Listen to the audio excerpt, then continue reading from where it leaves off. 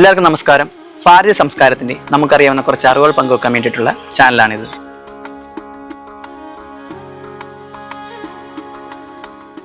നമസ്കാരം സാറേ, എന്നിട്ട് കുറേ നേരമായോ? കുറച്ചു നേരമായി. നമുക്ക് തുടങ്ങാം. തുടങ്ങാം. ഞങ്ങളിപ്പോൾ നിൽക്കുന്നത് ഞങ്ങളുടെ നാടിൻ്റെ ക്ഷേത്രമായ ശ്രീ പോർക്കുളം മഹാവിഷ്ണു ക്ഷേത്രത്തിലാണ്. പോർക്കുളം മഹാവിഷ്ണു ക്ഷേത്രത്തിൻ്റെ ഐതിഹ്യം പറയുന്നതിന് മുന്നേ എല്ലാവരും അമ്പലങ്ങളിൽ പോകാറുണ്ട്. ക്ഷേത്ര ദർശനം എങ്ങനെ അതൊന്ന് പറഞ്ഞുതരാമോ? എല്ലാവരും ക്ഷേത്ര ദർശനത്തെ കുറിച്ച് പറയാനുണ്ടല്ലേ. ചെറിയ ക്ഷേത്രങ്ങൾ നമ്മളുടെ ഉള്ളിലാണ് ദൈവം എന്ന് പറയുന്നത്. സത്യത്തിൽ ഭഗവാൻ എന്ന് പറയുന്നത് നമ്മളെ ഉള്ളിൽ തന്നെയാണ്. ക്ഷേത്രങ്ങൾ എന്ന് പറഞ്ഞാൽ ഊർജ്ജ കേന്ദ്രങ്ങളാണ്. നമ്മളുടെ ക്ഷേത്രങ്ങളിൽ പോകുമ്പം ആ ഊർജ്ജ കേന്ദ്രത്തിന് ഒരു ഭാഗം നമ്മളിലോട്ട് എത്തുകയാണ് ചെയ്യുന്നത്. അപ്പം എല്ലാവരും ചെയ്യുന്ന കുറേ തെറ്റുകളുണ്ട്. ക്ഷേത്ര ദർശനം നടത്തേണ്ടത് എങ്ങനെയാണെന്ന് നമ്മളെ വിധി പ്രകാരവും ഉണ്ട്. പിന്നെ അതിനെപ്പറ്റി പറയാം സാറേ. തീർച്ചയായിട്ടും എല്ലാവർക്കും അറിയാവുന്ന കാര്യങ്ങളൊക്കെ തന്നെയാണ് വിഷ്ണു. അത് അതായത് നമ്മൾ ക്ഷേത്ര ദർശനം നടത്തുന്ന സമയത്ത് ചില ആളുകൾ പൂർണ്ണ മനസ്സോടെ ഒന്നും ആയിരിക്കത്തില്ല ഭഗവാന്റെ അടുത്ത് തൊഴുന്നത്. അപ്പം നമ്മൾ ആദ്യം പറയുന്നത് നമസ്കാരം എന്ന് പറയും. നമ്മളിങ്ങനെയാ തൊഴുന്നത് ഇല്ലേ? സത്യത്തെ എങ്ങനെയാ നമസ്കരിക്കണ്ടേ? നമ്മള് കൈ നമസ്കാരം എന്ന് പറഞ്ഞാൽ ഇങ്ങനെയാണ്, കൈ കൂപ്പിയാണ് തൊഴേണ്ടത്. കൈ കൂപ്പി തൊഴുന്നതാണ് പൂർണ്ണമായിട്ട് നമ്മൾ ദർശനം നടത്തേണ്ടത്. അത് മാത്രമല്ല, ദർശനം നടത്തുന്ന സമയത്ത് നമ്മൾ ഭഗവാന്റെ വിഗ്രഹമില്ലേ, അവിടുന്ന് ഒന്നീ ഇടത്ത് മാറിയോ വലത്ത് മാറി നിന്നേ നമ്മൾ ദർശനം നടത്താൻ പാടുള്ളൂ. മുമ്പിൽ കയറി കയറിയിരിക്കും. ചിലർ മുമ്പ് ഇങ്ങനെ തൊഴും. തെറ്റാണത്. അങ്ങനെ ചെയ്യാൻ പാടില്ല. പിന്നെ അതുപോലെ തന്നെ മന്ത്രം ഈ നമ്മൾ ഭഗവാനെ സ്തുതിക്കാനാണ് നമ്മൾ അമ്പലങ്ങളിൽ പോകുന്നത്. പക്ഷെ സംബന്ധി പറയുന്നത് ദൈവമേ എനിക്ക് അത് കാറ് മേടിക്കണം, വണ്ടി മേടിക്കണം. ഓരോ ഭഗവാനും ഓരോരോ ഇതുണ്ട്. ഓം നമോ നാരായണായ എന്നാണ് വിഷ്ണുവിന് നമ്മൾ പറയുന്നത്, നമ ശിവായ എന്നാണ് ശിവന് പറയുന്നത്. അപ്പം അങ്ങനെ കൂടുതൽ മന്ത്രോച്ചാരണങ്ങൾ, മന്ത്രങ്ങൾ, കീർത്തനങ്ങൾ, സ്തുതികൾ, സ്തോത്രങ്ങൾ, കവചങ്ങൾ പലതുണ്ട്. നമുക്ക് ഇഷ്ടമുള്ള എന്ത് ചെയ്യാം, നമുക്ക് പ്രാർത്ഥിക്കാം. മനസ്സിലാവാതെ പ്രാർത്ഥിക്കണം. നമ്മളെ അമ്പലം എന്ന് പറയുന്നത് മനുഷ്യ ശരീരം പോലെ തന്നെയാണ്. ശരീരത്തിന്റെ ഘടനയാണ് അമ്പലത്തിന്. അതുപോലെ തന്നെ നമ്മളുടെ ശരീരവും അമ്പലമാണെന്ന് നമ്മൾ വിചാരിക്കണം. അത്രയും വൃത്തിയോടെ ഭക്തിയോടെ നമ്മളെ മനസ്സ് അർപ്പിച്ച് വേണം അവിടെ തൊഴാൻ. ഇപ്പൊ ഓരോ ഭഗവാന്മാർക്കും ഓരോരോ പ്രാർത്ഥനകളുണ്ട്. അത് എല്ലാവർക്കും അറിയണമെന്നില്ല. ഇപ്പൊ പോർക്കുളം വിഷ്ണു ക്ഷേത്രത്തിൽ ഇരിക്കുന്ന മഹാവിഷ്ണുവാണ്. മഹാവിഷ്ണുവിന് നമ്മൾ എങ്ങനെയാണ് പ്രാർത്ഥിക്കേണ്ടത്? മഹാവിഷ്ണുവിന്റെ പ്രാർത്ഥന പ്രധാനമായിട്ടുള്ളത് എന്താണെന്നറിയാമോ? ഓരോ ഭഗവാനും ഉണ്ട്, മിക്ക ഭഗവാനും പ്രാർത്ഥനകളുണ്ട്, പ്രധാന പ്രാർത്ഥനകള്. നാരായണായ നമഃ അല്ല, അതിനൊരു പേരുണ്ട്. ഉദാഹരണം പറഞ്ഞ ഗണപതിക്ക് പറയുന്ന പ്രാർത്ഥന ഏതാണെന്നറിയാം? ഏത്തമിടില. ഗണപതി പ്രീതിപ്പെടുന്ന ഏറ്റവും പ്രധാനപ്പെട്ട പ്രാർത്ഥന എന്ന് പറയുന്നത് ഏത്തമിടിൽ എന്നാണ്. സൂര്യനോ? സൂര്യ നമസ്കാരം. നമുക്ക് എല്ലാവരും അത് ചേർത്ത് പറഞ്ഞിട്ടുണ്ട്. സൂര്യ നമസ്കാരം ഏറ്റവും പ്രധാനം. ശിവനോ? അഭിഷേകം. ശിവന് അഭിഷേകമാണ്. അതുപോലെ തന്നെ വിഷ്ണുവിന് പറഞ്ഞല്ല, വിഷ്ണു ഗുരുവായൂരപ്പൻ രണ്ടാണ്. വിഷ്ണുവിന് പ്രാർത്ഥന എന്ന് പറയുന്നത് ഇത് അലങ്കാരമാണ്. ഗുരുവായൂരപ്പനോ ഭാഗവത പാരായണം. ഗുരുവായൂരപ്പന് വേണ്ടിയിട്ടാണ് ഭാഗവത പാരായണം. ലക്ഷ്മിക്കോ പുഷ്പാർച്ചന. അതുപോലെ തന്നെ നമ്മളെ ദുർഗയ്ക്ക് ദീപം തെളിയിക്കല, നെയ്വിളക്ക് എന്നൊക്കെ പറയും. മുരുകനോ? മുരുകന് മുരുക മന്ത്രാർച്ചനയാണ്. അതുപോലെ തന്നെ നവഗ്രഹങ്ങൾക്കോ അത് വലത്ത് വെക്കൽ എന്ന് പറയും. അപ്പൊ ഇങ്ങനെയാണ് പ്രാർത്ഥനകൾ. നമ്മൾ അവിടെ ചെന്ന് പ്രാർത്ഥിക്കുമ്പോൾ ഏറ്റവും പ്രധാനം ഈ പ്രാർത്ഥനയാണ് ചെയ്യുന്നതെങ്കിൽ അതാണ് ഏറ്റവും ഓരോ ഭഗവാന്മാരും ചെയ്യേണ്ടത്. സാറേ, നമ്മുടെ അമ്പലത്തിൽ കൊടിമരത്തിന്റെ നിർമ്മാണം നടന്നുകൊണ്ടിരിക്കുക. അതെ, ഈ അമ്പലത്തിൽ വന്ന് ശ്രദ്ധിച്ചായിരുന്നു. ഇവിടെ ധ്വജം ഇല്ല. മിക്ക അമ്പലങ്ങളിലും ധ്വജം ഉണ്ടാവും, ഒരു കൊടിമരം കാണും. ഈ കൊടിമരം എന്ന് പറയുന്നത് പ്രത്യേകതയുണ്ട്. കൊടിമരം ചുമ്മാ ഒരു കല്ലോ ഒരു പോസ്റ്റോ അല്ലെങ്കിൽ തൂണൊന്നും അല്ല കൊടിമരം എന്ന് പറയുന്നത്. കൊടിമരത്തിന്റെ നിർമ്മിക്കുന്ന രീതിക്ക് പ്രത്യേകതകളുണ്ട്. കൊടിമരത്തിന്റെ നീളത്തിന് പ്രത്യേകതയുണ്ട്. കൊടിമരത്തിന് ഒരുപാട് കാര്യങ്ങൾ പറയാനുണ്ട്. ഈ കൊടിമരം എന്ന് പറയുന്നത് ഞാൻ വന്നപ്പോൾ ഇന്ന് ഈ അമ്പലത്തിന്റെ ഒരു വശത്തായിട്ട് കൊടിമരം പ്രതിഷ്ഠിക്കുന്നതിന് വേണ്ടി തന്നെയുള്ള മുൻകരുതലുകൾ എന്ന രീതിയിൽ കുറച്ച് നാളെ മുമ്പേ തന്നെ ഇവർ കൊടിമരത്തിനെ സൂക്ഷിച്ചിട്ടുണ്ട്. എണ്ണയിൽ സൂക്ഷിച്ചിട്ടുണ്ട്, ഒരു ഔഷധ എണ്ണയിൽ സൂക്ഷിച്ചിട്ടുണ്ട്. എനിക്കൊന്നും അതിൻ്റെ ഭാഗമാകാൻ പറ്റി. ആ എണ്ണ എനിക്കും ഭഗവാനെ അർപ്പിച്ച് നൽകാൻ കഴിഞ്ഞു. അപ്പൊ ഈ വിളക്ക് കത്തിച്ച് അന്ന് മുതൽ കത്തിച്ച് വെച്ചിട്ടുണ്ടായിരിക്കില്ലേ? ഇത് കെടാവിളക്കാണ്. ഈ ധ്വജം ഈ ഒരു എണ്ണത്തോണിയിൽ സ്ഥാപിച്ച് അതിന് മുമ്പായിട്ട് അതിൻ്റെ ഒരു പൂജ നടക്കും. ഇതിന്റെ നമ്മുടെ ഈ എണ്ണത്തോണിയുടെ പൂജയും അതിന്റെ ദൈവത്തിലേക്ക് സമർപ്പിക്കുന്ന ഒരു അവസ്ഥയും അന്ന് കത്തിച്ചു വെച്ച വിളക്കാണ്. അന്നോട്ട് ഇന്ന് വരെ അണയാതെ കൊണ്ടുപോവുകയാണ്. ഇത് ധ്വജം ഇതിനെടുക്കുന്നത് വരെ ഈ എണ്ണ കൂടെ ഉണ്ടാവും. അത് സ്ഥാപിച്ച് തീർന്നാൽ മാത്രമേ അത് മാറ്റൂ. അപ്പൊ ഇത് എണ്ണയിലാണല്ലേ എണ്ണയിലാണ് ഈ ധ്വജം? ഇത് ഇത്രയും നാളുകൊണ്ട് എണ്ണയിൽ കിടക്കാണ്. ഈ മാസം തന്നെ ഇതൊന്ന് തിരിച്ചിടും. അവിടുന്ന് പിന്നെ മലപ്പുറത്തു നിന്നുള്ള തച്ചുശാസ്ത്ര വിദഗ്ധരാണ് ഇത് പണിയാൻ വന്നത്. അവര് തന്നെയാണ് ഇത് തിരിച്ചിടുന്നത്. ഈ ആഴ്ച അല്ല, അടുത്ത ആഴ്ച വരും. എന്തെങ്കിലും എണ്ണയിൽ ഇടുന്നതിന്റെ എന്തെങ്കിലും പ്രത്യേകത? എണ്ണ സാധാരണ എണ്ണയല്ല. കോഴിക്കോട് നിന്ന് എള്ള് ആട്ടി കൊണ്ടുവരുന്ന, അവിടെ നമ്മൾ പോയി നമ്മളെ കൃത്യമായി ഉറപ്പുവരുത്തിയതിനു ശേഷം ആ കൊണ്ടുവന്ന പൂർണ്ണമായ എള്ളെണ്ണ തിരുവനന്തപുരത്ത് നിന്ന് ഏകദേശം 10-30,000 രൂപ ചിലവാക്കി ഔഷധക്കൂട്ടുകൾ ഉണ്ടാക്കി. അത് കഷായമുണ്ട്, ചതച്ച മരുന്നുകളുണ്ട്, അരച്ച മരുന്നുകളുണ്ട്, പൊടിവർഗ്ഗങ്ങളുണ്ട്. ഇതെല്ലാം കൂടെ തയ്യാറാക്കി അതിനകത്ത് ഈ എള്ളെണ്ണ കാച്ചിയെടുക്കും. ആ കാച്ചെടുത്താണ് ഔഷധ തൈലം. ഈ ഔഷധ തൈലമാണ് ഈ ഇരിക്കുന്നത്. ഈ ഔഷധ തൈലം ഒരു 3-4 പാട്ടയോളം മാറ്റി വെച്ചിട്ടുണ്ട്. ഇപ്പോൾ ആരെങ്കിലും വന്നു കഴിഞ്ഞാൽ അവർക്ക് നേർച്ചയായിട്ട് ഇതിനകത്ത് ഒരു ഔഷധ തൈലം 500 രൂപ ക്രമത്തിൽ ഒരു കുംഭം തൈലം നിങ്ങൾക്ക് ഏവർക്ക് സമർപ്പിക്കാം. അങ്ങനെ സമർപ്പിച്ച് കഴിഞ്ഞിട്ട് കിട്ടുന്ന ഇതിന് ശേഷം ഇതെല്ലാം എണ്ണ പിടിച്ചു കഴിഞ്ഞതിന് ശേഷം, ഈ തടി എണ്ണ പിടിച്ചു കഴിഞ്ഞതിന് ശേഷം പൂർണ്ണമായും അത് ആരോഗ്യമായി നട്ടെല്ലാണ് കിടക്കുന്നത്. ഈ നട്ടെല്ലിലെ ഓരോ കശേരുക്കളിലും ശക്തമായ എണ്ണ ചേർത്ത് ഇതിൻ്റെ ജോയിനിങ് കൃത്യമായി കഴിഞ്ഞാൽ ഈ തടി പാറയേക്കാൾ സ്ട്രോങ് ആയിരിക്കും. അങ്ങനെ ഉള്ള ആ തടിയാണ് നമ്മൾ കൊണ്ടുപോകുന്നത്. അതിനുശേഷം ഈ ബാക്കി വരുന്ന എണ്ണ ഇത്ര കൊടുക്കും. അന്നേരം അതൊരു നേർച്ച എന്ന രീതിയിലാണ്, കുഞ്ഞ് ഡെപ്പിക്കകത്താണ് കൊടുക്കുന്നത്. ഇത് എന്തിനു വേണ്ടിയാന്ന് വെച്ചാൽ മുട്ടുവേദന, കാലുവേദന, അങ്ങനെ ഓർത്തോ ആയിട്ടുള്ള അസ്ഥി സംബന്ധമായ എല്ലാ പ്രശ്നങ്ങൾക്കും വളരെ അതായിരിക്കും ഈ ഒരു എണ്ണയുടെ ഏറ്റവും വലിയ പ്രത്യേകത എന്ന് പറയുന്നത്. കൊടിമരം എന്ന് പറയുന്നത് നമ്മളുടെ ക്ഷേത്രത്തിന്റെ പ്രധാന പ്രതിഷ്ഠ ആരാണോ, ഇവിടെ വിഷ്ണുവാണ്, മഹാവിഷ്ണുവാണ്. മഹാവിഷ്ണുവിന്റെ പ്രതിഷ്ഠയിൽ നിന്നും കൊടിമരം സ്ഥാപിക്കുന്ന ഒരു സവലയുണ്ട്. അപ്പം അത് തരെയുള്ള അകലം ഉണ്ടല്ലോ, ആ അകലമായിരിക്കും കൊടിമരത്തിന്റെ ഉയരവും. അതാണ് ഒന്നാമത്തെ പ്രത്യേകത. രണ്ടാമത്തെ പ്രത്യേകിച്ച് കൊടിമരത്തിന്റെ മുകളിലൊരു വാഹനം കാണും. ആ വാഹനം എന്ന് പറയുന്നത് ആ പ്രതിഷ്ഠ, ഇപ്പൊ മഹാവിഷ്ണു അല്ലേ ഇവിടെ, ഈ മഹാവിഷ്ണുവിന്റെ വാഹനമായിരിക്കും. ഇവിടെ ഗരുഡനാണ്. ഇപ്പം ഗണപതി ആണെങ്കിൽ എലിയായിരിക്കും. അവന് ഓരോന്നിനും ഓരോ വാഹനമുണ്ട്. ആ വാഹനം മേളിൽ കാണാം. നമ്മൾ ഏത് അമ്പലത്തിൽ പോയാലും ആ അമ്പലത്തിലെ പ്രധാന പ്രതിഷ്ഠയുടെ വാഹനം മേളിൽ കാണാം. മനസ്സിലാവുന്നുണ്ടോ? അപ്പം അങ്ങനെയാണ് അറിയപ്പെടുന്നത്. അത് കണക്ക് തന്നെ ഈ കൊടിമരമില്ലേ, ഈ കൊടിമരം നിർമ്മിക്കുന്നതിന് മുമ്പ് തന്നെ ഈ കൊടിമരം നമുക്ക് ഈ ബ്രാഹ്മണ വിധി പ്രകാരം ബ്രാഹ്മണൻസാണ് ഈ അമ്പലങ്ങളിൽ പൂജയൊക്കെ ചെയ്യുന്നത്. എങ്കിലും കൊടിമരം സ്ഥാപിക്കുന്നതിന് മുമ്പ് തന്നെ കുറച്ച് കാര്യങ്ങൾ നമ്മൾ ഇവിടെ ചെയ്യുന്നുണ്ട്. അതിനെയാണ് ഏറ്റവും ഇത് ചെയ്യുന്ന സ്ഥലത്തിന് നമ്മൾ ആധാരശില എന്ന് വിളിക്കും. ഈ ആധാരശില ചെയ്യുന്നത് തന്ത്രിയാണ്. കൊടിമരത്തിന് ഒരുപാട് ഭാഗങ്ങളുണ്ട്. നമ്മൾ നോക്കുമ്പോൾ ഒരു നീളമുള്ളൊരു തടി പോലെയൊക്കെ തോന്നും, അല്ലെങ്കിൽ ഒരു സ്വർണം പൂശിക്കുന്ന ഒരു ഇരുമ്പ് അല്ലെങ്കിൽ ചെമ്പ്. സ്വർണത്തിലും ഇരുമ്പിലും ചെമ്പിലും ഒക്കെ ചെയ്യുന്നുണ്ട് കൊടിമരങ്ങൾ. ഇപ്പൊ തന്നെ നമ്മൾ പത്മനാഭസ്വാമി ക്ഷേത്രമുണ്ട്, അവിടെ ഇരിക്കുന്നത് മഹാവിഷ്ണുവാണ്, പത്മനാഭനാണ്. അവിടെ 2 കൊടിമരമുണ്ട്. മുമ്പിലും ബാക്കിലും ഉണ്ട്. ഒന്ന് സ്വർണത്തിന്റെ നിറമുള്ളതും ഒന്ന് വെള്ളിയുടെ നിറമുള്ളതുമാണ്. ശ്രദ്ധിക്കുക, അത് ഒന്ന് സൂര്യനെ സൂചിപ്പിക്കുന്നതാണ്, ഒന്ന് ചന്ദ്രനെ സൂചിപ്പിക്കുന്നതാണ്. അതായത് വെള്ളി കളർ ചന്ദ്രനെ, മറ്റേത് സൂര്യനെ സൂചിപ്പിക്കുന്ന സ്വർണ്ണ കളർ. അപ്പൊ ആധാരശിലയിലാണ് നമ്മൾ ആദ്യം കൊടിമരം വെക്കുന്നത്. ആധാരശിലയുടെ മേളിൽ വരുന്നത് ചാരുകല്ലെന്ന് പറയും. പിന്നെ അതിനെ മേളിൽ പഞ്ചവർഗ തറയെന്ന് പറയും. പഞ്ചവർഗ തറയുടെ മേളിൽ വേദിക എന്നൊരു ഭാഗം വരും. അതിനെ മേളിൽ പത്മം വരും. അതിനെ മേളിലാണ് അഷ്ടദിക്പാലകർ വരും. ഇത്രയും കാര്യം കഴിഞ്ഞിട്ടാണ് എന്ത് ചെയ്യുന്നത്, നമ്മള് കൊടിമരത്തിന്റെ ഇത് വെക്കുന്നത്. ക്ലിയർ ആവുന്നുണ്ടോ? പിന്നെ മേലോട്ടും ഓരോരോ ഭാഗങ്ങളുണ്ട്. അത് ചില സ്ഥലങ്ങളിൽ നമുക്ക് അറിയാൻ പറ്റും. പറ, വെണ്ട, കൊടിക്കൈ, കൊടിക്കൂറ, കൊടിക്കയറ്, ഘടം, പത്മം, ലശൂനം, മണിപ്പറ, ദണ്ട്, മണ്ടിപലക, വീരകാന്ഡം, വാഹനം. ഇങ്ങനെയാണ് അതിന്റെ സ്ട്രക്ചർ പോകുന്നത്. ഞാൻ സ്ട്രക്ചർ കറക്റ്റ് അല്ല പറഞ്ഞത്. കറക്റ്റ് സ്ട്രക്ചർ പറയുകയാണെങ്കിൽ ആധാരശില, ചാരുകല്ല്, പഞ്ചവർഗത്തറ, വേദിക, പത്മം, അഷ്ടദിക്പാലകർ, വെണ്ട, പറ, മണിപ്പറ, ലശൂനം, കടം, പത്മം, മണ്ടിപ്പലക, വീരകാന്ഡം, വാഹനം. ഇത്രയാണ് കൊടിമരത്തിന്റെ ഭാഗങ്ങൾ. നമ്മളങ്ങ് നോക്കുമ്പോഴും ഇരുമ്പ് തണ്ട് ഇത്രയേ ഉള്ളൂ. നമ്മൾ ചില ചുറ്റത്തൊഴും തൊഴും.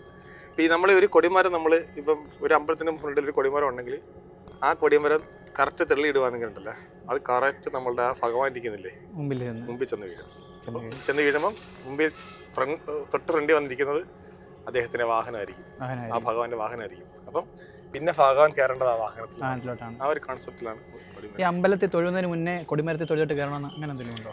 അങ്ങനെയില്ല. ചില ക്ഷേത്രങ്ങളിൽ പുറത്ത് തൊഴുതിട്ട് കയറുന്നവരുണ്ട്, ചില ക്ഷേത്രങ്ങളിൽ അകത്ത് കയറുന്നവരുണ്ട്. അവിടുത്തെ നിയമപ്രകാരം ഉള്ള അവിടുത്തെ അപ്പൊ പാർവതി ശിവനും കഥയുണ്ട്, ലോകമുറ്റം ചുറ്റി വരാൻ പറയുന്നൊരു കഥയുണ്ട്, ഗണപതിയും സുബ്രഹ്മണ്യനും. അപ്പൊ അന്ന് ഗണപതി ചുറ്റി തൊഴുതാറിയാ ശിവപാർവതിമാരെ തൊഴുതു, മറ്റേ സുബ്രഹ്മണ്യം എവിടേക്കോ തൊഴുതിട്ട് വന്ന്. അപ്പം ആ കൺസെപ്റ്റാണിത്. നമുക്ക് വേണമെങ്കിൽ എന്ത് ചെയ്യാം, പുറത്ത് തൊഴുന്ന ആചാരമാണ്, നമ്മളൊരു വിശ്വാസമാണ് ഇതെല്ലാം. നമ്മൾ നേരത്തെ പറയണമെങ്കിൽ വിശ്വാസം, നമുക്കറിയാവുന്ന കാര്യങ്ങൾ. ഇപ്പൊ ഈ പറയണമെങ്കിൽ ഈ അമ്പലം പണിയുന്ന സമയത്ത് പ്രതിഷ്ഠ വെക്കുന്നതിന് മുമ്പ് ആശാരിമാരായിരിക്കും പണിയുന്നത്. അവര് ചെരുപ്പിട്ടായിരിക്കുമല്ലോ പണിയുന്നത്. അപ്പൊ അന്നുള്ള ആളുകൾക്ക് മാത്രം അമ്പലത്തിൽ കയറാൻ പറ്റും. പിന്നെ അമ്പലം പണിതിന് ശേഷം പൂജാവിധി അറിയുന്ന ബ്രാഹ്മണന്മാര് മാത്രമേ കയറും, അല്ലെങ്കിൽ പൂജ പഠിച്ചിട്ടുള്ള ആളുകൾക്ക് മാത്രമേ അത് കയറാൻ കഴിയൂ. ആ പ്രതിഷ്ഠയില് തൊടാനോ പ്രതിഷ്ഠ പൂജ ചെയ്യാനോ പറ്റുമോ? നമുക്ക് കയറാൻ പറ്റുമോ? അപ്പം അതിനു മുമ്പ് ചെരുപ്പിട്ട് കയറിയിട്ടുണ്ടല്ലോ, അവർക്ക് കുഴപ്പമില്ല ഉണ്ടോ? അറിയാത്തവർക്ക് പ്രശ്നമല്ല വിഷ്ണു. പക്ഷെ അറിഞ്ഞു കഴിഞ്ഞാൽ അറിഞ്ഞുകൊണ്ട് തെറ്റിയായിരിക്കാൻ പറ്റുക. നമ്മളെ വിശ്വാസമാണ്, നമ്മളല്ലേ ഭാരതീയ സംസ്കാരമാണ്. നമ്മൾ അമ്പലങ്ങൾ, ക്ഷേത്രങ്ങള്, ഇതെല്ലാം ഒരു സംസ്കാരത്തിന്റെ ഭാഗമാണ്, ഹിന്ദു സംസ്കാരത്തിന്റെ ഭാഗമാണ് ഇതെല്ലാം. അപ്പൊ അത് നമ്മൾ അറിഞ്ഞുകൊണ്ട് നമ്മൾ എന്ത് ചെയ്യും, തെറ്റുകൾ ചെയ്യരുത്. നേരത്തെ പറഞ്ഞില്ല നമ്മൾ മറ്റേ കൊടിമരത്തിന് ഒരുപാട് ഘടകങ്ങൾ പറഞ്ഞില്ലേ, ഇതിനെല്ലാം ഓരോ സയൻസുകളുണ്ട്, ശാസ്ത്രീയമായിട്ടുള്ള രീതിയിൽ തന്നെ എടുത്തിട്ട് ചെയ്തിരിക്കുന്നത്. എനർജി ഒരു കേന്ദ്രത്തിലോട്ട് ആവാഹിച്ചാണ് ഈ അമ്പലത്തിൽ ഇരുത്തിയിരിക്കുന്നത്. അവിടുത്തെ എനർജി ഭയങ്കര പവറായിരിക്കും, ഭയങ്കര ശക്തിയായിരിക്കും. ഇപ്പൊ തന്നെ ഉദാഹരണം പറഞ്ഞ വിഷ്ണു ക്ഷേത്രവും നമ്മളെ ദുർഗാദേവി, എൻ്റെ ക്ഷേത്രം എളമ്പുള്ള ഭഗവതി ക്ഷേത്ര, എൻ്റെ നാട്ടിലെ. അവിടെ ഇരിക്കുന്ന വനദുർഗയാണ്, അവിടെ ഇരിക്കുന്ന ഭഗവതിയുടെ പ്രതിഷ്ഠ ഇരിക്കുന്ന ആ സ്ഥലം അതിന് ഗർഭഗൃഹം എന്നാണ് വിളിക്കുന്നത്. ഗർഭഗൃഹം എന്ന് വിളിക്കും. ഈ ഗർഭഗൃഹത്തിൽ ഇരിക്കുന്ന വനദുർഗയുടെ പ്രത്യേകിച്ചാൽ ഈ വനദുർഗ ഭയങ്കരമായിട്ട് എനർജി ഭയങ്കര എനർജി ഉള്ളൊരു രൂപമാണ് ഏതാ ഈ വനദുർഗ എന്ന് പറയുന്നത്. അപ്പൊ ഇതിനെ കല്ലുകൊണ്ട് കെട്ടി നിർത്തിക്കാൻ അതൊക്കെ പൊട്ടിച്ച് കളയുന്ന സങ്കല്പം. അതുകൊണ്ടാണ് വനദുർഗയുടെ സ്ഥലത്ത് മേൽക്കൂര ഒഴിച്ചിടുന്നത്. പക്ഷെ വിഷ്ണു ക്ഷേത്രങ്ങളിലോ ബാക്കിയുള്ള ദേവന്മാരുടെ ക്ഷേത്രങ്ങളിലൊക്കെ പോയി കഴിഞ്ഞാൽ അങ്ങനെ ഒരു സംഭവമില്ല, അത് കെട്ടി അടച്ച് തന്നെ ആയിരിക്കും. സാറേ, ചില അമ്പലങ്ങളൊക്കെ ഞാൻ ശ്രദ്ധിച്ചിട്ടുണ്ട്, മുടി അഴിച്ചിട്ട് ക്ഷേത്രത്തിന് പ്രവേശിച്ചൂടാ, ഈ പാന്റ് ഇട്ട് പ്രവേശിച്ചൂടാ, ഈ ഷർട്ട് ഇട്ടൂടാ, അങ്ങനെയൊക്കെ. എന്താണ് സംഭവം? സത്യം പറഞ്ഞാൽ അങ്ങനെ കയറുന്നവന്റെ പ്രശ്നങ്ങളൊന്നും സത്യത്തിൽ ഇല്ല. പക്ഷെ എങ്കിൽ പോലും ചില സാംസ്കാരിക ഗ്രന്ഥങ്ങളിലൊക്കെ പറയുന്നത് ഈ മുടി അഴിച്ചിട്ട് ക്ഷേത്രത്തിൽ കയറിക്കൂടെന്ന് പറയുന്നത് പ്രധാനമായി 4-5 കാരണങ്ങൾ പറയുന്നുണ്ട്. അത് എൻ്റെ അറിവ് വെച്ച് ഞാൻ പറയുകയാണേ, തിരുത്താതെ വേണമെങ്കിൽ. ഒരു എനർജി, ഒരു വികാരം. നമ്മൾ ജനഗണമനയൊക്കെ നമ്മള് ദേശീയഗാനമൊക്കെ പാടുന്ന സമയത്ത് നമ്മൾ ഒരു ഗൂസ് ബംസ് വരത്തില്ലേ, നമ്മള് എന്ത് വരുന്നത്, രോമാഞ്ചം വരും എന്നൊക്കെ പറയും. അപ്പൊ നമ്മൾ രോമൊക്കെ എണ്ണിച്ച് നിൽക്കുന്നിങ്ങനെ പറയും. അതെന്ന് വെച്ചാൽ ഒരു എനർജി ക്രിയേറ്റ് ചെയ്യുന്നതാണ്. നമുക്ക് ആ എനർജി വരുന്ന സമയത്ത് നമ്മുടെ രോമങ്ങൾക്ക് എനർജിയുടെ ആന്റിനിയായിട്ട് പ്രവർത്തിക്കും. അപ്പം ഈ മുടി അഴിച്ചിടുന്ന സമയത്ത്, സ്ത്രീകളെ സംബന്ധിച്ച് മുടി അഴിച്ചിടുന്ന സമയത്ത് ഈ ഇതിൽ തുമ്പല്ല ആന്റിന പോലെ പ്രവർത്തിക്കുമെന്നാണ് പറയപ്പെടുന്നത്. അപ്പം എന്ത് ചെയ്യും, എനർജി ചിതറിപ്പോകാൻ സാധ്യതയുണ്ട്. അപ്പൊ അതുകൊണ്ട് ഇത് കെട്ടിവെച്ച് കഴിഞ്ഞാൽ എനർജിയെ ശരീരത്തിലൂടെ കേന്ദ്രീകരിക്കാൻ എളുപ്പമാണ്. ആ ഒരു കൺസെപ്റ്റിൽ അങ്ങനെ പറയപ്പെടുന്നുണ്ട്. രണ്ടെന്ന് പറഞ്ഞാല് നമ്മൾ അമ്പലത്തിൽ പോകുമ്പോൾ വളരെ ഏകാഗ്രത വേണം. ഭഗവാനെ മനസ്സിൽ അർപ്പിച്ചാണ് നമ്മൾ പ്രാർത്ഥിക്കുന്നത്, അല്ലേ? ആ സമയത്ത് ഏകാഗ്രത നമ്മൾ ഈ പെൺകുട്ടികളാകുമ്പോൾ, ആൺകുട്ടികൾ കുഴപ്പമില്ല, പെൺകുട്ടികളാകുമ്പോൾ മുടി ഇങ്ങനെ ഇടുന്ന സമയത്ത് പറക്കുകയോ എവിടെ തട്ടുകയോ ഉടക്കുകയോ ചെയ്യാൻ സാധ്യത ഉണ്ട്. ഏകാഗ്രത ശ്രദ്ധ പോകുന്നത് കൊണ്ടും എന്ത് ചെയ്യാം, കെട്ടണമെന്ന് വേണമെങ്കിൽ പറയാം. മനസ്സിലായോ? മൂന്നാമത്തെ കാര്യം എന്ന് പറഞ്ഞാൽ നമ്മൾ ഈ മരണ വീട്ടിലേക്ക് പോകുമ്പോഴാണ്, ദുഃഖം വരുമ്പോഴേക്കാണ് ഈ മുടിയൊന്നും കെട്ടാതെ വൃത്തിയില്ലാതിരിക്കുന്നത്. ഒരു സ്ത്രീയുടെ ഏറ്റവും വൃത്തി എന്ന രീതിയിൽ അടക്കും ചിട്ടയോടെ ഒരു ഡിസിപ്ലിനോടെ പോവാന്ന് പറയുന്നത് മുടി കെട്ടി തുളസിക്കതിര് വെച്ച് അല്ലെ പൂ വെച്ച് ക്ഷേത്രത്തിൽ പോകണമെന്ന്. അപ്പൊ ആ മുടി കെട്ടി വെച്ചുകൊണ്ടാണ് അവർക്ക് എന്ത് ചെയ്യാം, ഒരു വൃത്തിയാണത്. അപ്പൊ നല്ല സംസ്കാരത്തിലും നല്ല വൃത്തിയിലും പോകുക എന്നുള്ളതാണ്. നാലാമത് പറഞ്ഞൊരു കാര്യം, ഇതൊന്നും അല്ലെങ്കിൽ ഇപ്പൊ നമ്മള് അമ്പലങ്ങളിലെല്ലാം വിളക്കുകൾ കാണും, ശരിക്കും വിളക്കുകൾ വെച്ചിട്ടുണ്ടാവും. അപ്പൊ നമ്മൾ ഈ മുടിയെ കഴിച്ചിട്ട് പോകുമ്പോൾ എന്ത് ചെയ്യാം, കാറ്റത്തൊക്കെ പറന്നോ വിളക്ക് ചെന്ന് തട്ടി തീ പിടിക്കാനോ അല്ലെങ്കിൽ എന്ത് ചെയ്യാം, ചിലപ്പം ഏതെങ്കിലും ഉടക്കിയൊക്കെ വീഴാൻ സാധ്യതയുണ്ട്. നമുക്കറിയാവത്തില്ല, അമ്പലങ്ങളിൽ ഇടുങ്ങിയ സ്ഥലമില്ല, ഈ വാതിൽ കുഞ്ഞൊക്കെ പോകുന്ന സമയത്ത് നമ്മൾ എപ്പോഴും ക്ഷേത്രം തൊഴുമ്പോൾ എന്താ, നമ്മളൊരു ഭഗവാനെ വണങ്ങിയാണ് തൊഴുന്നത്. ആ സമയത്തേക്ക് തട്ടി ഉടക്കാനൊക്കെ സാധ്യതയുണ്ട്. അങ്ങനെയൊക്കെയാണ് ഇത് പറയുന്നത്. അതുകൊണ്ടാണ് ഈ മുടി അഴിച്ചിട്ട് കയറലെന്നൊക്കെ പറയുന്നത്. മുടി അഴിച്ചിട്ട് കയറുന്ന ഒരു പ്രശ്നമില്ല. അതുപോലെ തന്നെ ഷർട്ട് ഇട്ടിട്ട് കയറുന്നതിന്, ഷർട്ട് ഊരുന്നതിന്, അല്ലെങ്കിൽ മുണ്ടെടുക്കാതെ എങ്ങനെ വേണമെങ്കിലും നമുക്ക് കയറാമല്ലോ, ഒരു കുഴപ്പമില്ല സത്യത്തില്. പിന്നെ ചില ആചാരങ്ങൾ പാലിക്കുന്നത് ചില നല്ലതാണ്. ആചാരങ്ങൾ നമ്മൾ പണ്ട് തൊട്ടത് പാലിക്കുന്നുണ്ട്. പണ്ട് ഈ ആചാരങ്ങളെല്ലാം വന്നേക്കുന്നത് അതിനാണല്ലോ. ഇപ്പൊ ഞാൻ പറയും ഇരുന്നിട്ട് കാലാട്ടണമെന്ന് പറയും, കിണറ്റിൻകരയിൽ ഇപ്പോൾ രാത്രി ഇരിക്കരുതെന്ന് പറയും. എന്താ കാര്യം, പണ്ട് കർഷകർക്കായി കൃഷിയൊക്കെ ചെയ്തിട്ട് ക്ഷീണിച്ചായിരിക്കും വരുന്നത്. അവരൊന്ന് സംസാരിച്ചിരിക്കുമ്പോൾ കിണറിന്റെ ചുവട്ടിലൊക്കെ പോയി ഇരുന്നിട്ട് എന്ത് ചെയ്യും, കാലും കൂടെ അകട്ടുമ്പോഴേക്കും ആക്കം കൂടും, മറിയാനുള്ള സാധ്യത കൂടുതലല്ല. അതുകൊണ്ട് കാലാട്ടൽ എന്നൊക്കെ പറയും ചിലപ്പോൾ, കിണറ്റിൻകര ഇരിക്കരുതെന്ന് പറയും. കാര്യം ക്ഷീണം വന്നു വീണാൽ സാധ്യത കൂടുതലാണ്. അപ്പൊ അങ്ങനെ കൂടെ സൈക്കോളജി ഇതിനകത്തുണ്ട്, നമ്മൾ ഒരു ശാസ്ത്രീയ വശവും ഇതിനകത്തുണ്ട്. പിന്നെ അതിനെ പണ്ടുള്ള ആൾക്കാർ ഇതിനെ മിത്ത് വഴി കണക്ട് ചെയ്ത് വെച്ചിരിക്കുന്നുണ്ട്, ആളുകൾ അത് വലിച്ചു പോകും. സാറേ, നമ്മൾ ആദ്യം പറഞ്ഞത് നമസ്കരിക്കുന്നതിനെ പറ്റിയാ, അത് ഇങ്ങനെ മാത്രമേ ചെയ്യാവോ അതോ വേറെ രീതികളുണ്ടോ? നമസ്കാരം സത്യത്തിൽ ഇങ്ങനെ നിന്ന് നമസ്കരിക്കാൻ പാടില്ല, നമ്മളൊരു വിനയത്തോടെ. അതുകൊണ്ടാണ് അമ്പലങ്ങളെ വാതിൽ കണ്ടിട്ടുണ്ടോ, വാതിൽ ചെറുതാ. അപ്പൊ നമ്മള് കാണണമെങ്കിൽ നമ്മൾ ഇങ്ങനെ നിന്ന് തൊഴുന്ന വേണ്ടിയാണ് അത് സെറ്റ് ചെയ്ത് വെച്ചേക്കുന്നത്. ചില നമ്മളെ ആദിവാസി വിഭാഗങ്ങളിലുള്ള വീടുകളുണ്ട്, ഞാൻ ആ വീടുകളിൽ പോയിട്ടുണ്ട്. മുതുവാൻ വിഭാഗത്തിലൊക്കെ മറയൂർ ജോലി ചെയ്യുമ്പോൾ അവരുടെയൊക്കെ വാതിൽ ചെറുതാ. നമ്മൾ എന്ത് ചെയ്യണം, കുഞ്ഞെ കയറത്തത് മണങ്ങി കയറണമെന്നാണ് ഉദ്ദേശിക്കുന്നത്. എപ്പോഴും അങ്ങനെയാണ് പണ്ടത്തെ വാതിലുകൾ. ഇപ്പൊ അങ്ങനൊന്നുമില്ല, മോഡേൺ വീടുകളൊക്കെയാ. ഇപ്പൊ നമസ്കാരം എന്ന് പറഞ്ഞാൽ ഒന്ന് ഇങ്ങനെ നമസ്കരിക്കുന്നത് കൂടാതെ തന്നെ പ്രധാനമായ നമസ്കാരങ്ങൾ 3 ഉണ്ട്. ഒന്ന് ദണ്ഡ നമസ്കാരം എന്ന് പറയും, 2 സാഷ്ടാംഗ നമസ്കാരം എന്ന് പറയും, 3 പഞ്ചാംഗ നമസ്കാരം എന്ന് പറയും. ഈ 3 നമസ്കാരങ്ങൾ, ദണ്ഡ നമസ്കാരം, സാഷ്ടാംഗ നമസ്കാരം, പഞ്ചാംഗ നമസ്കാരം. ഈ നമസ്കാരങ്ങളിൽ സ്ത്രീകൾക്ക് പറഞ്ഞ അനുവദനേ ഉള്ളൂ പഞ്ചാംഗ നമസ്കാരം. പഞ്ചാംഗ നമസ്കാരം വെച്ചാൽ മുട്ട് കുത്തിയിട്ട് ഇങ്ങനെ ഇരുന്ന് പ്രാർത്ഥിക്കുന്നതാണ്. സ്ത്രീകൾക്ക് സാഷ്ടാംഗ നമസ്കാരം അനുവദനീയമല്ല, പുരുഷന്മാർക്ക് അനുവദനീയമാണ്. അത് ഒറ്റ സംഖ്യയിൽ ചെയ്യണമെന്നാണ് നിർബന്ധം. അതിനെക്കുറിച്ച് നമുക്ക് പിന്നീട് സംസാരിക്കാം. സാഷ്ടാംഗ നമസ്കാരം നമ്മൾ അറിയാം, നമ്മൾ നിവർന്ന് നടന്നിങ്ങനെ നമസ്കരിക്കത്തില്ലേ. ദണ്ഡ നമസ്കാരവും സാഷ്ടാംഗ നമസ്കാരം ഏകദേശം സെയിമാ, പക്ഷെ വ്യത്യാസമുണ്ട്. ദണ്ഡ നമസ്കാരത്തിന് പ്രത്യേകിച്ച് ഒന്നും പാലിക്കണ്ട, സാഷ്ടാംഗ നമസ്കാരത്തിന് പാലിക്കണം. അതിനെപ്പറ്റി വേറെ വീഡിയോ സാറേ. നമ്മുടെ അമ്പലത്തിന്റെ പ്രത്യേകത എന്ന് വെച്ച് കഴിഞ്ഞാല് 4 സൈഡിലോട്ടും വഴികളാണ്. 4 സൈഡല്ല, അത് പിന്നെയും പല സൈഡിലോട്ടും മൊത്തം ചുറ്റും വയലാൽ ചുറ്റപ്പെട്ട് നടക്കും അല്ലേ. അതെ, കാണാനൊരു പ്രത്യേക ഭംഗിയുണ്ട്. അത് മാത്രമല്ല ഭയങ്കര ശാന്തമാണ് കേട്ടോ അവിടെ. ശാന്തമാണ് സ്ഥലം. എനിക്ക് തോന്നുന്നു ഇതിന്റെ ഐതിഹ്യത്തിലേ ഞാൻ മനസ്സിലാക്കിയ കുറച്ച് കാര്യങ്ങളുണ്ട് കേട്ടോ. ക്ഷേത്രം ഇവിടെ വന്നതിനെ കുറിച്ച് ഞാൻ കുറച്ചൊക്കെ പഠിച്ചിട്ടുണ്ട്. വിഷ്ണുവിന്റെ നാടായതുകൊണ്ട് വിഷ്ണുവിനെപ്പം എന്നെ കുറിച്ച് അറിയാമെന്ന് വിശ്വസിക്കുന്നു. എൻ്റെ പേര് ഭദ്രദാസരു. നെല്ലില പേങ്ങാട്ട് മഠമാണ് എൻ്റെ മഠം. പോർക്കുളത്ത് മഹാദേവനുമായിട്ട് അഭേദ്യമായ ഒരു ബന്ധം ഈ മഠത്തിനുണ്ട്.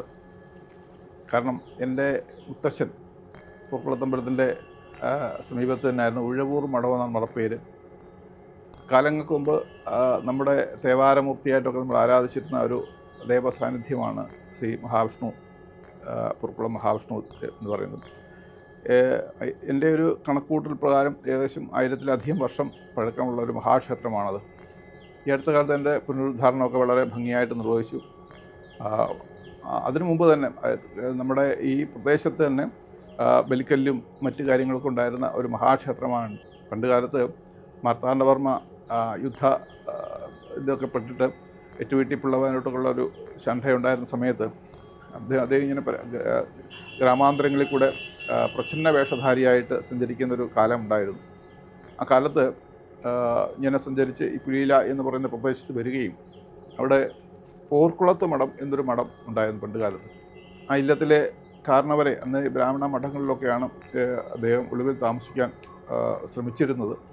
അപ്പം അങ്ങനെ വന്ന സമയത്ത് ഏകദേശം ഒരു ബ്രാഹ്മമുഹൂർത്തത്തോടെടുക്കുന്ന സമയത്ത് ഇല്ലത്ത് ചെല്ലുകയും അവിടുത്തെ കാരണവരെ കാണാൻ വേണ്ടി ശ്രമിക്കുകയും ചെയ്തു. അപ്പം അന്ന് പടിപ്പുരയിൽ കാവൽക്കാരായിട്ടുള്ള ആൾക്കാരോട് ഈ അദ്ദേഹത്തിനെ ഒന്ന് കാണാൻ അനുവാദം ചോദിച്ചിട്ട് അവർ കൊടുത്തില്ല.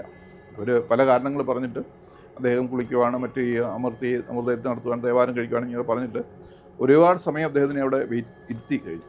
അപ്പോൾ അതിൻ്റെ ഒരു സങ്കടവും ദേഷ്യമൊക്കെ കാരണം അദ്ദേഹം അവിടുന്ന് നെല്ലില പേങ്ങാട്ട് മഠത്തിൽ വരികയും ഇവിടുന്നുള്ള ആതിഥ്യം സ്വീകരിച്ചതിന് ശേഷം ഇവിടുത്തെ വില്ലുവണ്ടിയിൽ കുഴിമതിക്കാട് കരീപ്ര കടുത്താനത്ത് വലിയ മഠത്തിൽ ചെല്ലുകയും അവിടെ നിന്ന് നെല്ലിമൂട്ടി മാപ്പിള എന്ന് പറയുന്ന, അല്ലെങ്കിൽ അവർ ആ അടൂരൊക്കെ ഭാഗത്തുള്ളതാണ്, അങ്ങനെ അതുവഴി പോയി ഉച്ചക്കം വീട് വഴി കറങ്ങിയിട്ടാണ് വീണ്ടും രാജാധികാരത്തിലേക്ക് വരുന്നത്.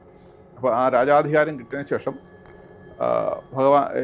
മാർത്താണ്ഡവർമ്മ മഹാരാജ് ചെയ്തത് ഈ പോർക്കുളത്ത് മഠം എന്ന് പറയുന്ന ആ മഠം മൊത്തം പൊളിച്ച് കുളം തോണ്ടുവാൻ ഉത്തരവ് പുറപ്പെടുവിക്കുകയും അങ്ങനെ ആ മഠം പൊളിച്ചിട്ടാണ് നമ്മുടെ ആശ്രാമത്ത് ക്ഷേത്രത്തിന് ഊട്ടുപുര പണിഞ്ഞതെന്നുമാണ് ഒരു കഥ കേട്ടിട്ടുള്ളത്. അതോടൊപ്പം തന്നെ ഈ ക്ഷേത്ര സംബന്ധമായിട്ടുള്ള വസ്തുവകകളൊക്കെ അന്യാധീനപ്പെട്ടു പോകാതിരിക്കുവാൻ വേണ്ടി കാലാന്തരത്തിൽ ദേവസ്വം ബോർഡിലേക്ക് ഏറ്റെടുക്കുകയും ദേവസ്വം ബോർഡ് എൻ്റെ ഒരു അറിവ് വെച്ച് ഈ പ്രദേശത്തെ ഏറ്റവും പുരാതനമായിട്ടുള്ള ദേവസ്വം ബോർഡ് ക്ഷേത്രത്തിലൊന്ന് നമ്മുടെ പോർക്കുളത്ത് മഹാവിഷ്ണു ക്ഷേത്രം തന്നെയാണ്. അവിടുത്തെ വിഗ്രഹത്തിനൊരു പ്രത്യേകതയുണ്ട്. ആ വിഗ്രഹം വളരെ അപൂർവമായിട്ടുള്ള പവിഴശിലയിലുണ്ടാക്കിയ വിഗ്രഹമാണ്. മറ്റാർക്കും അറിയാൻ വയ്യാത്തൊരു കാര്യമാണ് ആ വിഗ്രഹത്തെ സംബന്ധിച്ച്. അത് കൃഷ്ണശിലയല്ല, പവിഴശില കൊണ്ടുണ്ടാക്കിയ ക്ഷേത്രമാണ്. കാര്യം പറയാൻ കാരണം എന്തോ ഒരു ഭാഗ്യം കൊണ്ട് എനിക്ക് കുറച്ച് ദിവസം അതിനകത്ത് പൂജ കഴിക്കാനും ഒക്കെ കഴിച്ചിരുന്നു. അപ്പോൾ ആ ശില എന്ന് പറയുന്നത് പവിഴശിലയായിട്ടാണ് ഉള്ളത്. അപ്പോൾ അത്ര പ്രാധാന്യമുള്ളൊരു ക്ഷേത്രമാണ്. ആ പ്രദേശത്ത് തന്നെ ഉള്ള ആൾക്കാർക്ക് ഏറ്റവും ചൈതന്യവത്തായിട്ട് അവർക്ക് വേണ്ട അനുഗ്രഹങ്ങൾക്ക് നൽകിക്കൊണ്ടിരിക്കുന്ന ശ്രീ പോർക്കുളത്ത് മഹാവിഷ്ണു ക്ഷേത്രമാണ്. ആ ഭഗവാന്റെ എല്ലാ അനുഗ്രഹ ചൈതന്യവും നിറഞ്ഞിരിക്കുന്ന ഒരു സങ്കേതമായിട്ട് ആ ക്ഷേത്രം ഇന്ന് മാറിയിട്ടുണ്ട്.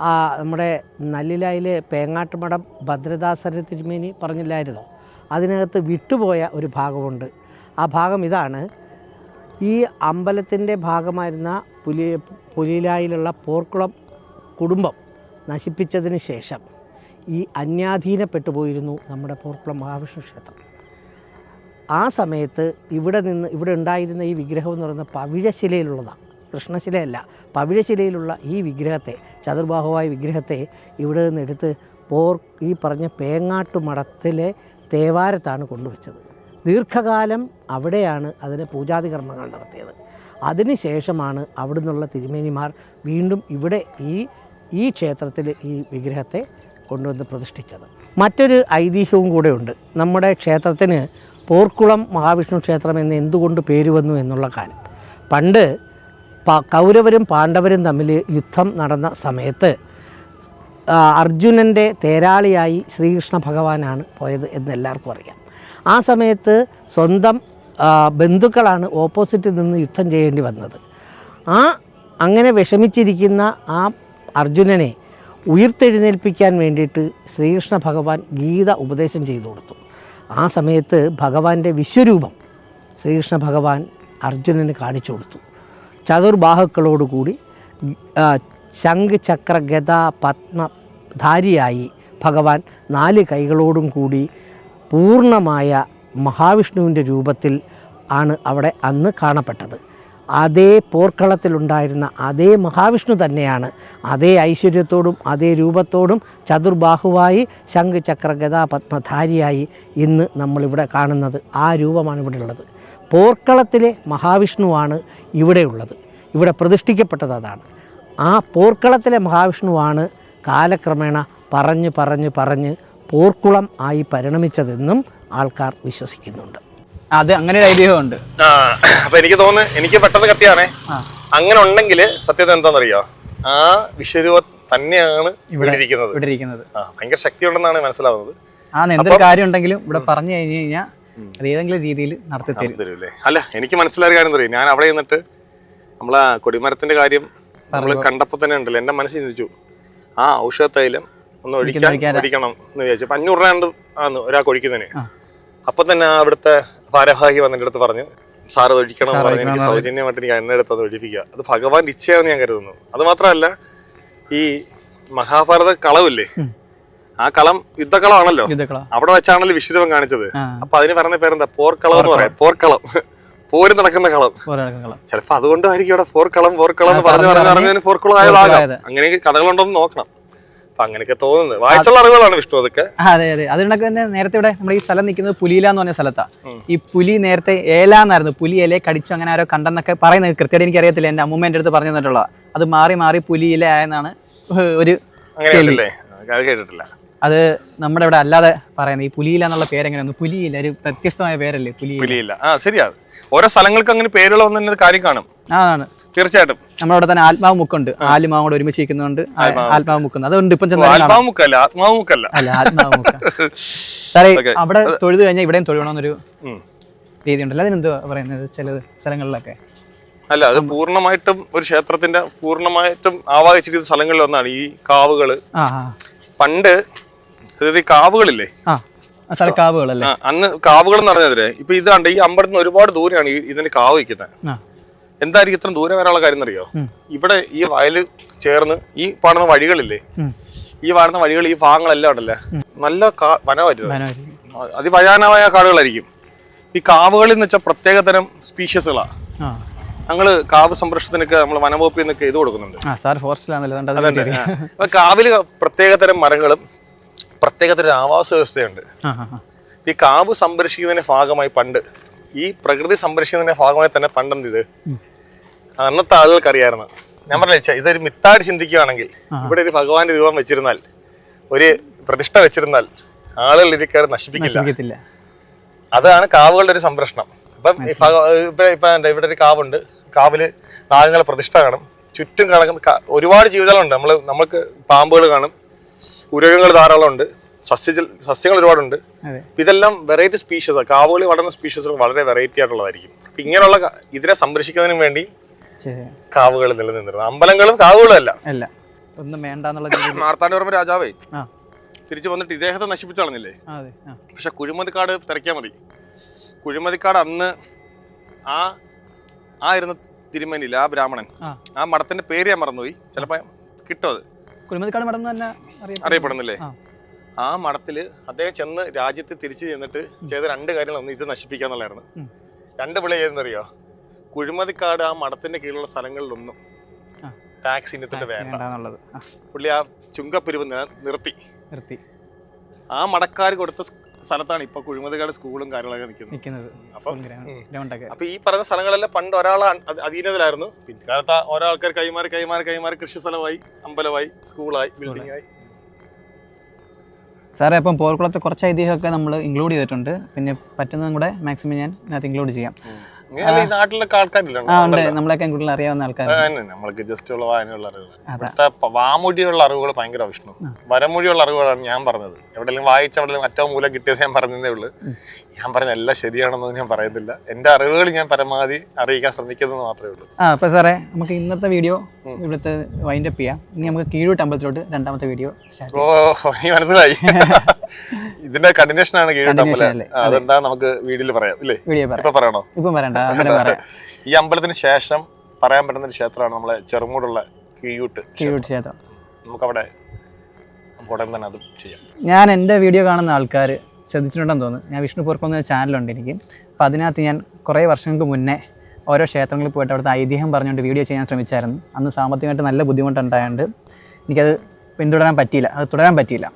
അപ്പം ഞാൻ അജി സാറിനെ അങ്ങനെയാണ് ഞാൻ ഓരോ കാരണങ്ങളാ സത്യം പറഞ്ഞു കഴിഞ്ഞാൽ ദൈവം ടൈം ആകുമ്പോൾ എത്തിക്കുമെന്ന് പറയുന്ന രീതിയിൽ അങ്ങനെയാണ് ഞാൻ അജി സാറിനെ മീറ്റ് ചെയ്തത്. അജി സാറിൻ്റെ പ്രത്യേകത എന്ന് വെച്ചാൽ അജി സാറിന് ഭാരതീയ സംസ്കാരം എല്ലാവരിലും എത്തിക്കണമെന്ന് ആഗ്രഹമുള്ളൊരു വ്യക്തിയാണ്. സാറേ, അതിനെപ്പറ്റി ഒന്ന് പറയാം. തീർച്ചയായിട്ടും. അതെന്ന് വെച്ചാൽ നമ്മൾ വരും തലമുറയുള്ള കുട്ടികൾ, ഇപ്പോഴത്തെ തലമുറയുള്ള ജെൻസി എന്ന് പറയുന്ന കുട്ടികളൊക്കെ നമ്മളുടെ സംസ്കാരം മറന്നാണ് ജീവിക്കുന്നത് എന്നാൽ ഞാൻ മനസ്സിലായി. ഞാൻ കുറേ പഠിപ്പിക്കുന്നുണ്ട്. ഇപ്പോൾ IQD സ്ഥാപനത്തിൻ്റെ MD ആണ് ഞാൻ. അപ്പം ഞാൻ കാണുന്ന കുട്ടികൾ പലതും നമ്മുടെ സംസ്കാരം മറക്കുന്നുണ്ട്. വരും തലമുറയിൽ സംസ്കാരം മറന്നു പോകുമ്പം നമ്മളുടെ സംസ്കാരം അവിടെ ഇല്ലാതാവുകയാണ്. അപ്പോൾ അത് നിലനിൽക്കണം എന്നുള്ള ആഗ്രഹം കൊണ്ട് നമ്മളെ ഭാരതീയ സംസ്കാരത്തിലെ അറിവുകളെ വരും തലമുറയ്ക്ക് എത്തിക്കുക എന്നുള്ളതാണ് എൻ്റെ ഒരു ആഗ്രഹം. സത്യം പറഞ്ഞാൽ അത് എൻ്റെ ഉള്ളിലുള്ളൊരു ആഗ്രഹം കേട്ടോ. കൂടുതൽ അമ്പലങ്ങളിൽ പോവുക, ഈ മനകളിൽ പോവുക. ക്ഷേത്രങ്ങളും മനകളും മാത്രമല്ല, ചില സ്ഥലങ്ങളുണ്ട്, ചില താളികലുകളുണ്ട്, ചില ഗ്രന്ഥങ്ങളുണ്ട്, ചില പുസ്തകങ്ങളുണ്ട്, ചില വ്യക്തികളുണ്ട് നമ്മൾ അറിയാത്ത. അവരെയൊക്കെ നമ്മൾ ഈ ചാനൽ വഴി സാറിനെ ഞാൻ പരിചയപ്പെട്ടണെങ്കിൽ തന്നെ ഓരോരുത്തരെയും പരിചയപ്പെടാൻ അവസരം കിട്ടുന്നത് വഴി അതാണ് മെയിനായിട്ട് ഫോക്കസ് ചെയ്യുന്നത്. ഇവിടെ തന്നെ ഇളംകുളം ശശിയോ, ഇളവൂർ ശശി, അദ്ദേഹത്തെ എഴുത്തുകാരനാണ്. അദ്ദേഹത്തെ അറിയണം. അതെ, അദ്ദേഹത്തിൽ നിന്ന് ഈ അദ്ദേഹം പറ്റുന്നുണ്ടെങ്കിൽ വീഡിയോ ഉൾക്കൊള്ളിക്കാം. അതൊക്കെ നമ്മൾ അറിയാത്ത എത്രയോ നല്ല ആളുകൾ ഉണ്ടാവും ഓരോ നാട്ടിലും ഉണ്ട്. അത് ചെല്ലുമ്പോൾ അവരോട് പരിചയപ്പെടണമെന്നാണ് അവരിൽ നിന്നുള്ള നോളജുകളും നമ്മൾ അവരെ സമൂഹത്തിൽ എത്തിക്കണം എന്നാണ് ആഗ്രഹം. ഞാനിതിനകത്ത് എത്തണം എന്ന് ആഗ്രഹിക്കുന്ന ഒരു വ്യക്തിയല്ല. ഞാൻ ഉദ്ദേശിച്ചത് നമുക്കൊരു അറിവുണ്ടെങ്കിൽ അത് പകർന്നു കൊടുക്കണം. അതെ, വിദ്യാദാനമാണ് സർവ്വദാന പ്രധാനം. അജി സാർ തന്നെയാണ് നല്ല രീതിയിൽ എൻ്റെ അടുത്ത് പറഞ്ഞു തന്നിട്ടുള്ളത്. വിദ്യാഭ്യാസം തന്നിട്ടുണ്ട്. പക്ഷെ ഞാൻ ഫോക്കസ് ചെയ്ത് എപ്പോഴാണ് സാറ് പറഞ്ഞപ്പോഴാണ് അതിനെ പറ്റി അത് പറഞ്ഞു തുടങ്ങും. വിഷ്ണു നമ്മൾ നാളെ മരിച്ചു പോയാലും നമ്മളാരും നാളെ ഇല്ലെങ്കിൽ പോലും വിഷ്ണു ചെയ്ത വീഡിയോയും ഈ പറഞ്ഞ കാര്യങ്ങളും നമ്മളെ വീഡിയോയിൽ കാണും. ഒരാൾ ബുക്ക് വായിച്ചൊന്നും മെനക്കെടുന്നില്ല ഇപ്പം ആരും. പക്ഷെ എല്ലാവരും ഫോണിനകത്ത് റീൽസിൻ്റെ പറയുക. അപ്പം അങ്ങനെ ഇത് കാണുമ്പം നാളെ ഇത് ഒരാൾക്ക് ചെയ്യണമെന്ന് തോന്നിയാലും റെഫറൻസ് ആയിട്ട് നമ്മൾ ഇതൊക്കെ കാണണം. അപ്പൊ എനിക്ക് മാത്രമായിരിക്കത്തില്ല, ഇവിടെ ഈ പ്രദേശത്തെ കുറിച്ച് അറിവുള്ള ആളുകളുണ്ടെങ്കിൽ അവര് പറയുന്നതിനകത്ത് വേറെ എന്തെങ്കിലും പോയിന്റുകൾ കാണും. ഇപ്പൊ നമ്മൾ തന്നെ ഇന്നിപ്പോ പറഞ്ഞത് നമ്മൾ അറിഞ്ഞ അറിവുകളല്ലേ, അല്ലാതെ ഞാൻ എവിടെ നിന്നോ കിട്ടിയ അറിവാണ് പറഞ്ഞത്. ഞാൻ അതിലോട്ട് ഫോക്കസ് ചെയ്ത് താല്പര്യം കൊടുത്തോണ്ടാണ് ഞാനത് പഠിച്ചത് പറയുന്നത്. മറിച്ച് എനിക്ക് അതിനെ അറിവ് അറിയത്തില്ല, ഞാൻ എങ്ങനെ ഇതൊക്കെ പറയും. അത് കണക്കാണ് ഇനി വരും തലമുറയും. ഇപ്പൊ നമ്മളെ വീട്ടില് ആചാരങ്ങൾ നടക്കുമ്പോഴേ, നമ്മളെ കല്യാണാചാരം ചടങ്ങുണ്ട്, ചടങ്ങെന്ന് പറയും. ചടങ്ങിന് പ്രാധാന്യമുണ്ട്, ചടങ്ങ് ചെയ്യേണ്ട രീതിയുണ്ട്. അത് പണ്ടത്തെ തലമുറ പറഞ്ഞെന്നുള്ളതാണ് നമ്മൾ ചെയ്യുന്നത്. ഇപ്പൊ എന്റെ കല്യാണം കഴിഞ്ഞു, എന്റെ മകന്റെ കല്യാണം നടക്കാറുണ്ട്. അപ്പൊ ഹിന്ദു ആചാരപ്രകാരം, ഞാൻ ഹിന്ദു മതത്തിൽ ജീവിച്ചിട്ടാണ് ആചാരപ്രകാരം ചടങ്ങ് നടക്കുന്നത്. ആ ചടങ്ങിന് പ്രാധാന്യമുണ്ട് എങ്ങനെയാണ് കല്യാണം നടത്തുന്നതിനെ കുറിച്ച്. പണ്ടുള്ള ആൾക്കാരൊക്കെ പറഞ്ഞു തരുമായിരുന്നു ഇതിങ്ങനെ ചെയ്യണത്. ബാക്കിയുള്ള ആൾക്കാരെല്ലാം നോക്കിക്കൊണ്ടിരിക്കുക, ചെയ്യുന്നത് കറക്റ്റാണെന്നൊന്നും അറിയത്തില്ല. അത് ഇല്ലാതായി പോകുമ്പോഴേക്കും പിന്നെ അത് ഭൂമിന്ന് ആ ചടങ്ങ് ഇല്ലാതായി പോകും. അത് നമ്മൾ അത് എത്തിക്കണം. നമ്മൾ ഈ ചാനൽ അത് ഹെൽപ്ഫുള്ളാണ്. ഇഷ്ടനെ പോലെ ഒരു ഇൻഫ്ലുവൻസർ ഇതിന് മുന്നിട്ട് ഇറങ്ങിയത് എനിക്ക് ഭയങ്കര സന്തോഷമുണ്ട്. 10-21 ലക്ഷത്തോളം ഫോളോവേഴ്സ് ഉള്ള വിഷ്ണുവിന്റെ വീഡിയോസ് എല്ലാം നമ്മൾ കാണാറുണ്ട്. അത് ഒരുപാട് നല്ല നല്ല നല്ല കണ്ടന്റുകളാണ്. കണ്ടന്റാണ് സാറിന്റെ അറിവാണ് ലൈഫിൽ ഏറ്റവും കൂടുതൽ വേണ്ടത്. അറിവാണ് ഇഷ്ടം, കണ്ടന്റും എല്ലാം അറിവ് തന്നെയാണ്. ഒരു നോളജാണ്. ഒരു നോളജ് എന്ന് പറഞ്ഞാൽ എല്ലാം നോളജാണ്. ഒരാൾക്ക് ഗുണകരമാവുന്നത് നോളജാണ്. നമ്മുടെ വീഡിയോയിലൂടെ കണ്ടിട്ട് അദ്ദേഹത്തിന് അത് മാറ്റം ഉണ്ടെങ്കിൽ അത് നോളജാണ്. ഞാനത് നോളജ് ഉദ്ദേശിക്കുന്നത്. അറിവെന്ന് വെച്ചാൽ എന്താ, ഒരാളിന് മാറ്റം ഉണ്ടാവണം. ആ അറിവ് കൊണ്ട് മറ്റൊരാൾക്ക് മാറ്റം ഉണ്ടായാൽ അത് നോളജാണ്. മാറ്റം നല്ലതായിരിക്കണം എന്നേ ഉള്ളൂ. നല്ല മാറ്റമായിരിക്കണം. അപ്പം നമസ്കാരം.